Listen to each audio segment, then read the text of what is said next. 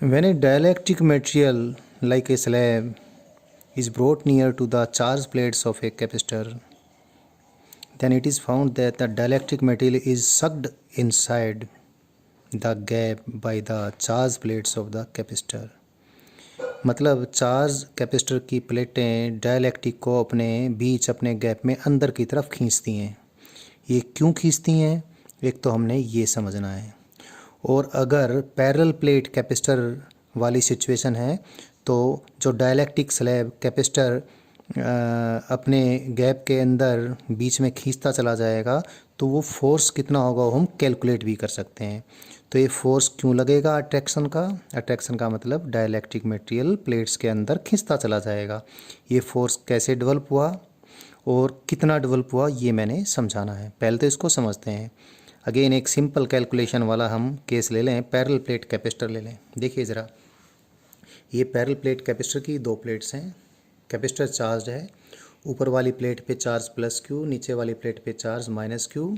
और अभी gaps capacitor plates की गैप्स के बीच कोई डाइलेक्ट्रिक नहीं है तो इनके बीच में इलेक्ट्रिक फील्ड ई नोट मैंने लिखी है।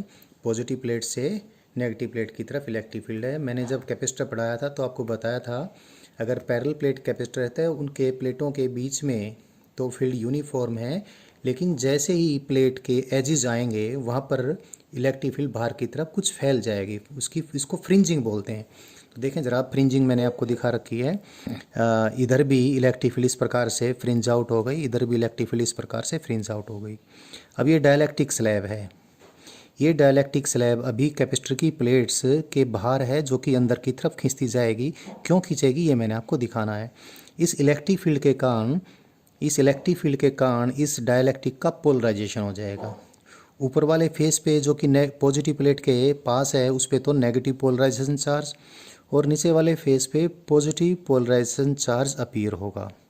अब देखो ज़रा, मैं किसी भी एक पोलराइजेशन चार्ज के पास की बात करता हूँ। यहाँ पर देखें, यहाँ पर इलेक्ट्रिक फील्ड इधर है, फ्रिंजिंग के कारण ये इलेक्ट्रिक फील्ड इधर है और ये जो इलेक्ट्रिक फील्ड है ये इलेक्ट्रिक फील्ड इस नेगेटिव चार्ज पे इधर फोर्स लगाएगी अपने से अपोजिट। इस फोर्स को मैंने डी एफ वेक्टर का इसके दो कंपोनेंट बना दिए, एक तो स्लैब के परपेंडिकुलर और एक स्लैब के पैरेलल जो कि कैपेसिटर के अंदर की तरफ है। ऐसे ये अब नीचे जाएं, जो पॉजिटिव पोलराइजेशन चार्ज हैं यहाँ पर जो फ्रिंजिंग के कारण इलेक्ट्रिक फील्ड इधर है, इस पॉजिटिव पोलराइजेशन चार्ज के ऊपर इलेक्ट्रिक फील्ड की डायरेक्शन में फोर्स लगा कितना डी एफ डैश। मैं थोड़ा थोड़ा अमाउंट का पोलराइजेशन चार्ज कंसीडर किया हूँ, यहाँ पर डी क्यू अमाउंट का, यहाँ पर भी डी क्यू अमाउंट का।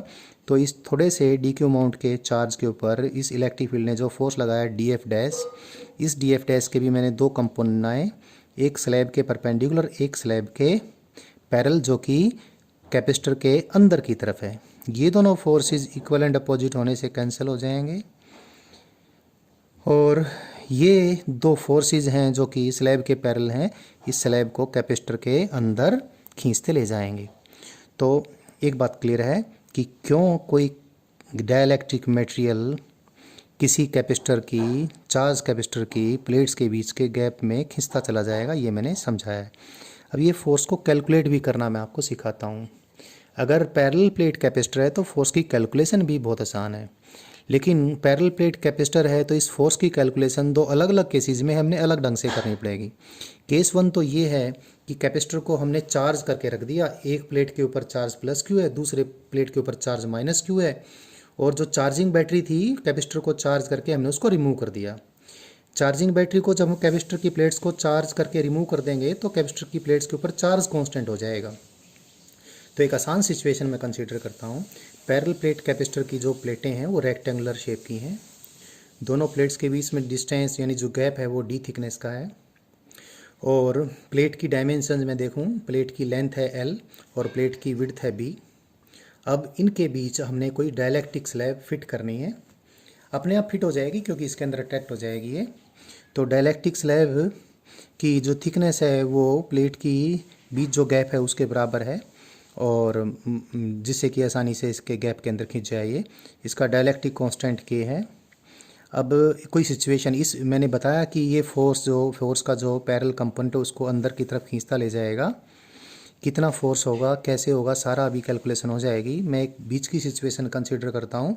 जब ये डायलैक्ट्रिक स्लैब x इस प्लेटों के बीच में x तक दूरी तक अंदर चली गई है और अब ये dx दूरी और अंदर इसने इंसर्ट होना है, तो इस सिचुएशन को कंसीडर करके मैं कुछ कैलकुलेशंस कर दूंगा।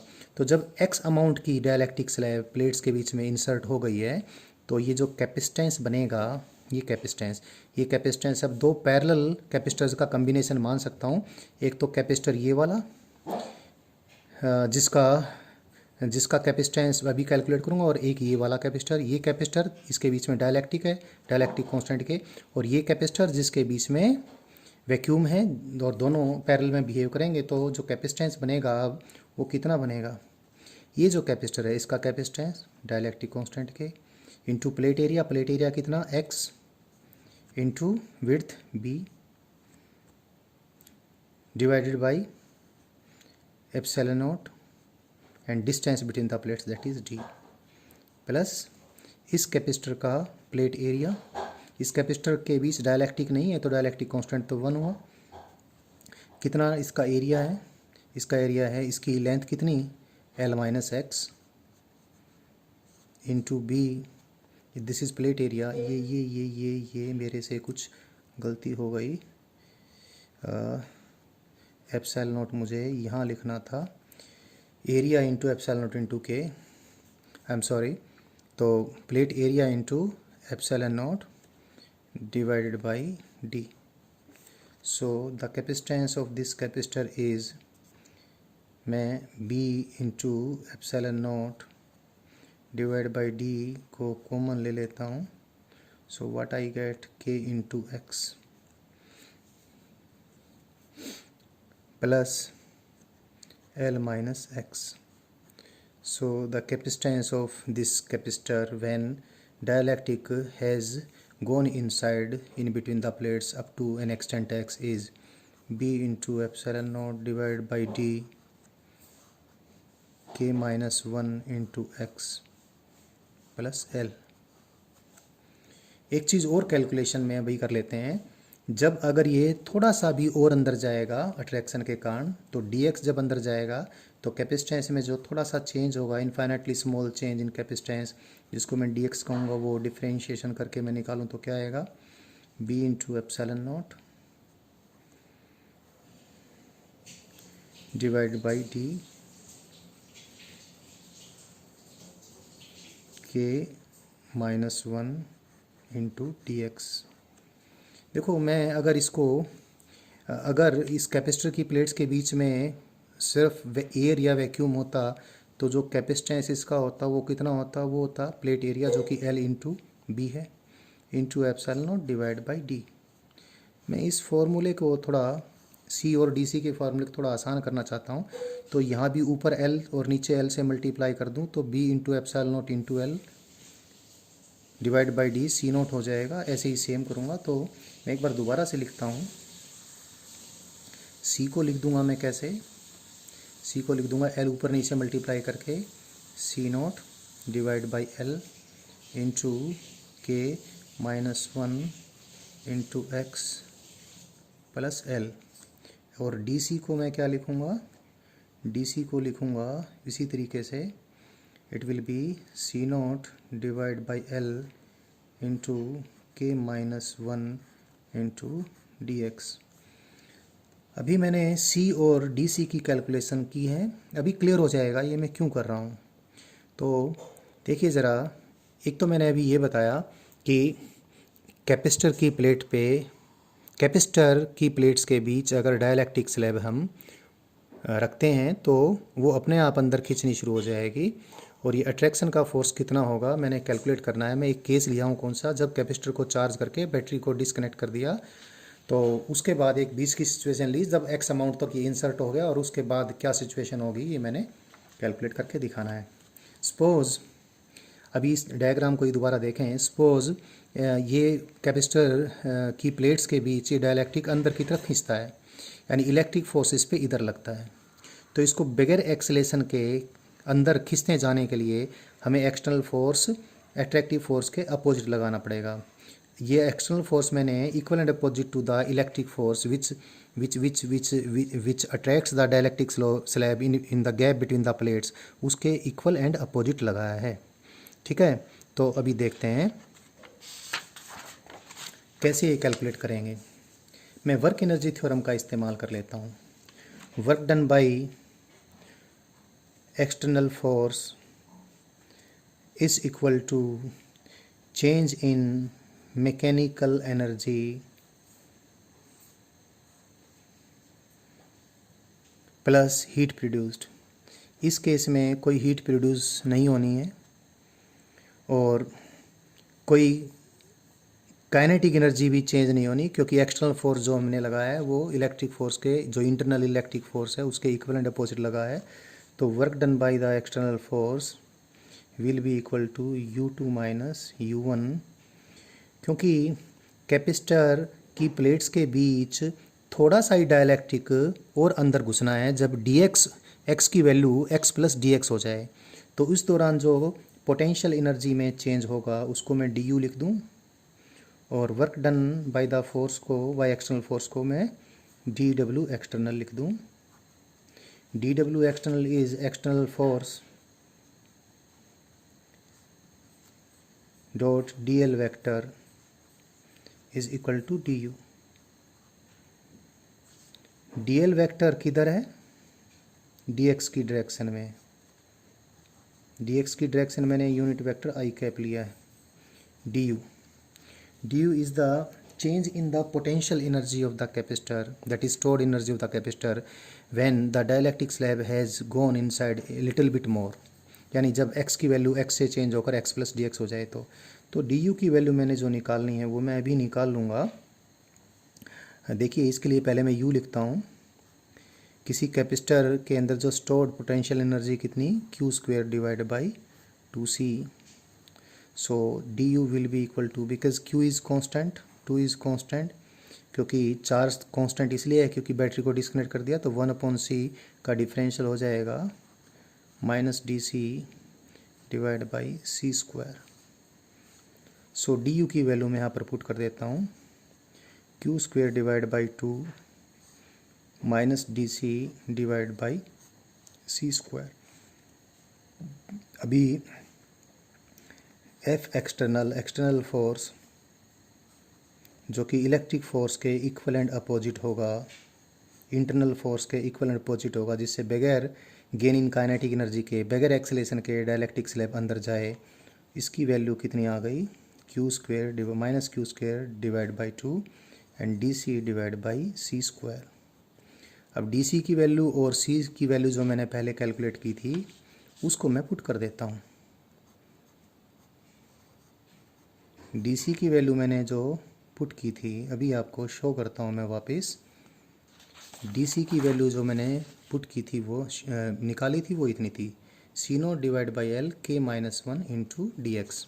तो मैं पुट कर देता हूँ c0 divide by L into k minus 1 into D x, और c स्क्वायर की वैल्यू भी पुट कर देता हूँ। देखो c की वैल्यू कितनी कैलकुलेट की मैंने, c0 divide by L, so it is c0 square divide by L square, और k minus 1 into x plus L, so it is k minus 1 into x plus L its whole square. So you can see F external dx i cap is equal to minus q square divide by 2। ये थोड़ा सा simplify करके कितना हो जाएगा, ये l ऊपर चला जाएगा, so it is l into k minus 1 into D X and divided by c0 into k minus 1 into x plus L its whole square. Now see, F external dot I cap is negative. It means F external is opposite to I cap. यानी कहने का मतलब ये dot product negative है, तो F external की magnitude कितनी आ गई, एफ एक्सटर्नल की मैग्नीट्यूड आ गई Q square divide by Q square into L into k minus 1 divide by 2 C0 के माइनस 1 इट इज़ दिस। सारी चीज़ क्लियर है।